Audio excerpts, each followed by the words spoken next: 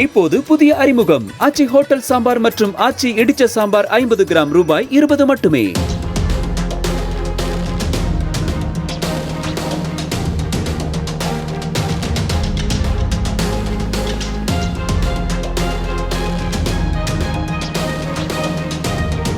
விடுமுறை நாட்களில் வேலை பார்த்ததற்கு ஈடுகட்டும் விடுப்பு கோரி முதல்வருக்கு கோரிக்கை வைத்து வீடியோ வெளியிட்ட காவலரை பணியிலிருந்து நீக்கி டிஜிபி பிறப்பித்த உத்தரவை உயர்நீதிமன்ற மதுரை கிளை ரத்து செய்துள்ளது.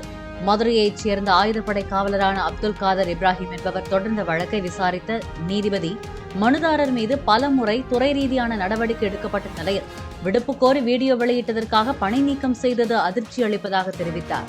மேலும் மனுதாரருக்கு குறைந்தபட்ச தண்டனை வழங்க மதுரை ஆயுதப்படை அதிகாரிக்கு அறிவுறுத்தி அவரது வயதை கருத்தில் கொண்டு பணி நீக்க உத்தரவை ரத்து செய்வதாக கூறினார்.